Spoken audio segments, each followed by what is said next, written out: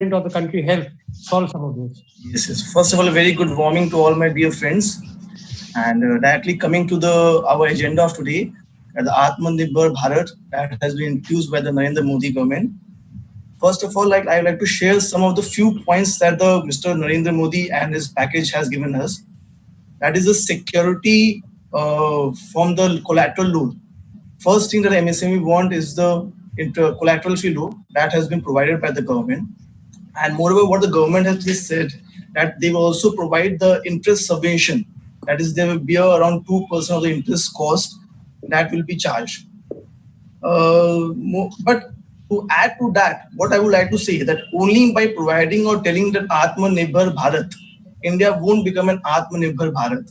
A lot of other things need to be done. So Atmanirbhar will be only be Atmanirbhar when the complications, when the procedures, and then when the system will be modified. And by I mean a lot of things. Like the system problem, a lot of system problem is still there. A person will by give taking or receiving only loan will only not suffice. There is a lot of complicated tax system that is still prevailing in the government structure that need to be modified. The input costs are so high, especially in the system of electricity, fuel, and the tax and indirect structure, that a person by taking only a loan and starting a business is not able to run it properly and efficiently. To add to that, I would like to say there are 51 labor laws in our country till date. You tell how a person, a normal person, will able to solve, make all the 51 labor laws. So what need to be done?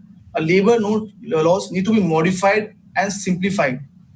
So my views regarding the MSME and the Atmanirbhar scheme, whatever is telling, is that only by introducing or saying it cannot be done. A lot of system procedures need to be changed. A lot of mechanism need to be changed and simplified. The most common problem that a MSME is facing today is the security from the debtors. Government is saying, okay, we'll pay the money in 45 days, whatever dues I have with you. But what about the others? In one hand, it is providing collateral free loan to a MSME to start up their own business, but eventually they will end up giving supply to one or the other. So eventually the bad debts will happen and is going to happen and is only going to deepen or worsen the economy. So security from the government, from the debtors need to be provided.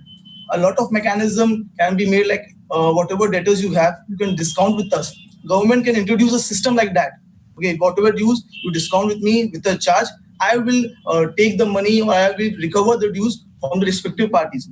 Secondly, from the input cost, what I was saying regarding electricity, the fuel cost, everything.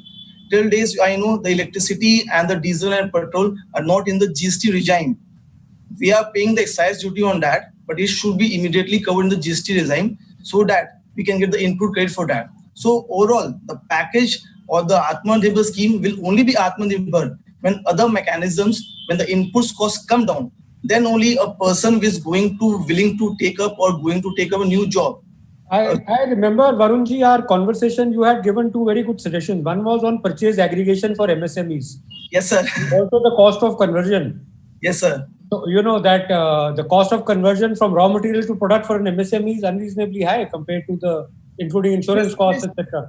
Yes, sir. Like to give an example of basic thing, if I am purchasing a product from a certain supplier and a big consumer or large player who is producing 10 times more than me, he will obviously get a discount better than the what I am getting. So how am I going to compete? They are having large scale productions.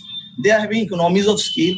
They are procuring products at less price. They have a marketing team and they can compete. But how will an MSME compete if they are not able to get the benefit? So what need to be done? A benchmark need to be. I will actually, butt in there. See, this is what historically happened when the big corporate in India ate the MSME lunch. Yes. And they realized that they could not compete with China. So MSME was already dead, but the big corporate vacated that market for China. Yes, so sir. now you find that neither Indian big corporate nor MSME is manufacturing. China is manufacturing and we're importing all of that. And we are supporting them. And basically we are supporting China. We are supporting them. Raw materials. So do you think, what do you think we should do?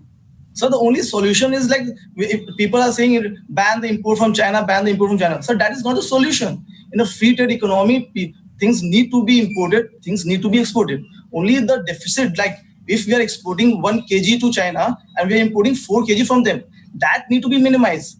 A basic medicine, that hydrochlorine that we are talking right now of these days, these are max 70% of the world is manufactured in India, but its raw material is being imported from China. So what need to be done?